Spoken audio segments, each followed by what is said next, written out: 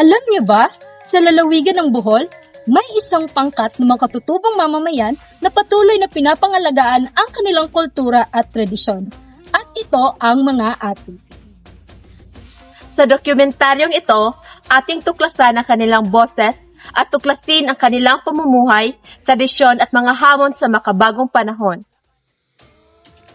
Ang Ati ay isang pangkat etnikong Negrito na itinuturing na isa sa mga pinakaunang nanirahan sa Pilipinas, partikular sa rehiyon ng Kabisayaan tulad ng Panay, Negros at maging sa ilang bahagi ng Bohol. Kilala sila sa kanilang madilim na balat, kulot na buhok at malalim na kaalaman sa panggagamot gamit ang mga halamang gubat. Sila ang naging inspirasyon sa mga tanyag na piyesta tulad ng ati-atihan at dinagyang na nagmula sa kasaysayan ng pakikipag-ugnayan ng mga katutubo sa mga dayuhang Malay.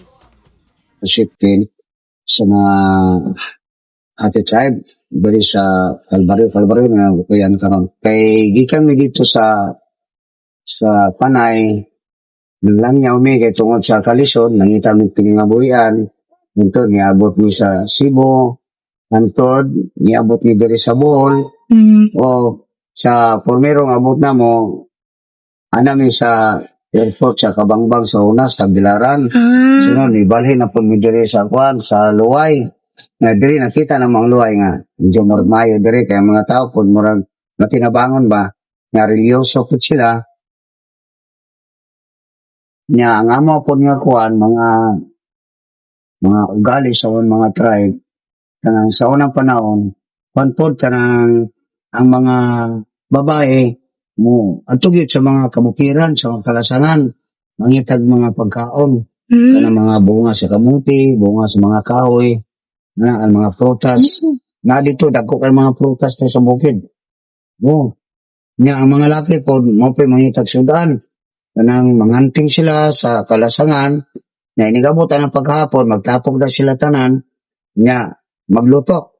Ang uban magsugba, ang uban maglitsyon. Nya katong mga kuan, katong mga kamuti lutoon po tanan. Nya asa po na lutoon ang kamuti isod na dito sa kanang kawayan.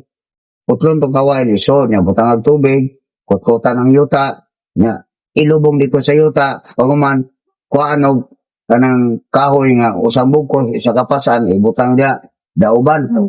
Ini kaom daw atong kahoy, luto na to imong gitakan. May naisukot sa kahoy. Mga sir, itaragid mo tanan. Usara tanan. Tapok yung tanan, nana. Bahin-bahinon yun na. Di man pwede ang tribo nga mag-ija-ija mo. Ang tribo, basta unsay makaon niya, makaon tanan.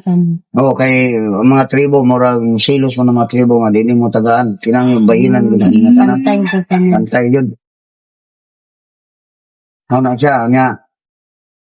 Maabot ang pista sa among tribo, magkuha namin, dunay mga sinulog, na mga tugtog nga mga kuan kanang mga karaan din yung mga tugtog nga napoy mag-away, mag-espada, na mag-contest sa mga pana.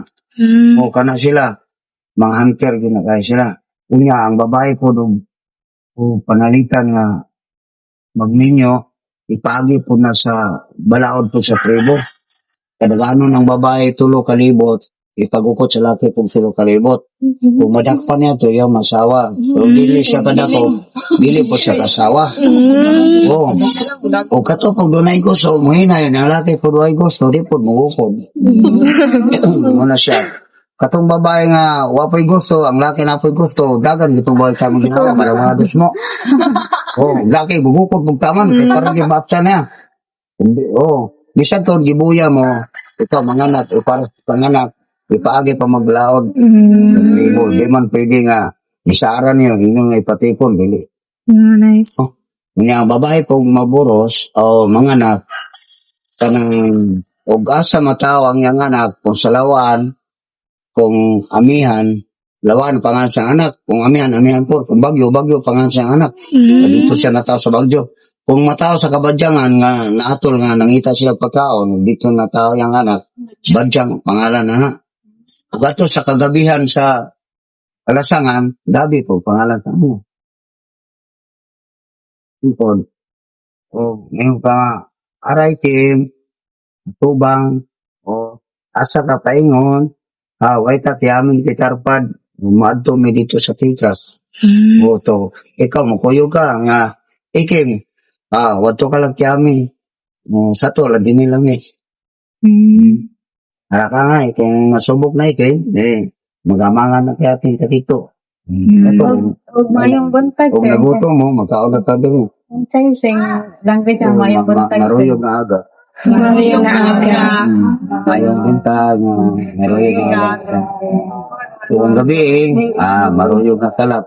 Kalanat. Kalap niya. Maruyog, mayo na. Sa maruyog, mayo na. Maruyog ki ginuwa tangay niya. Sato, gwapa ka babae. Ano siya? Lalaki po ka. Maruyog ki amo siya.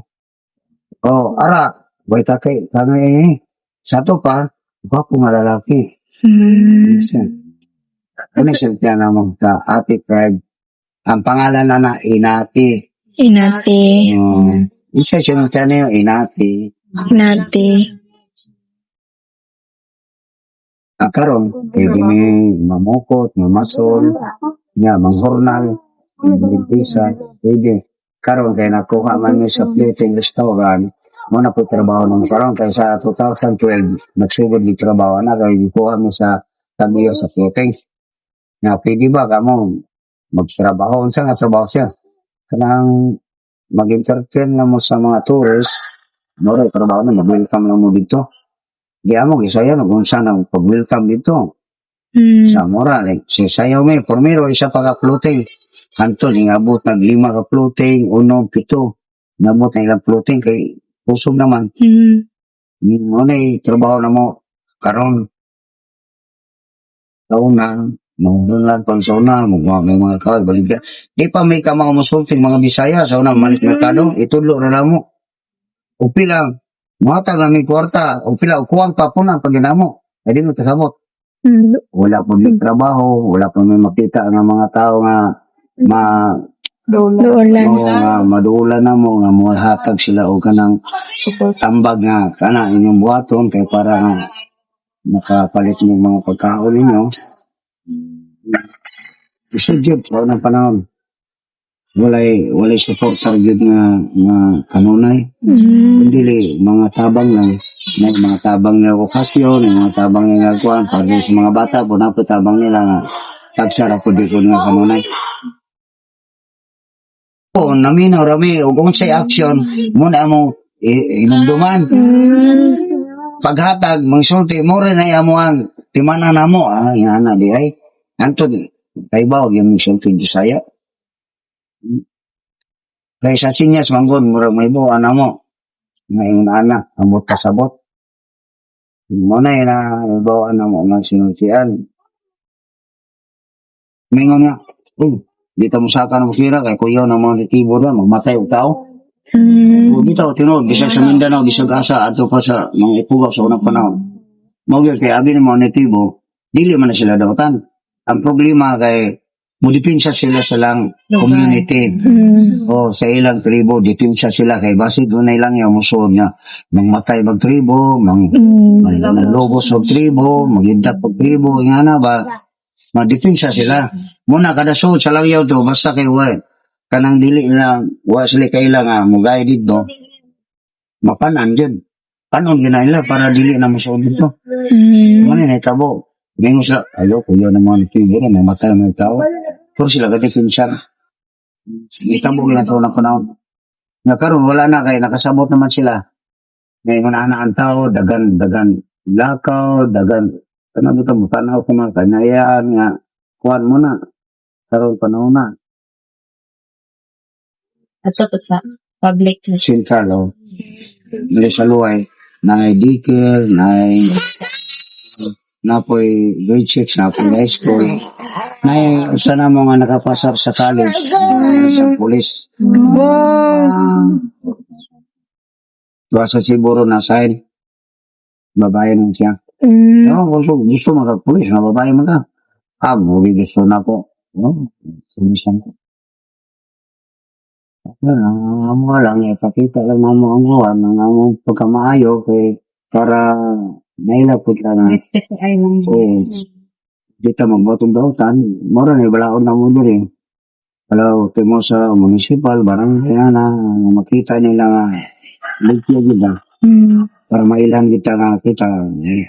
Tao gid nga nagsunod ta sa pamalaon. Mm.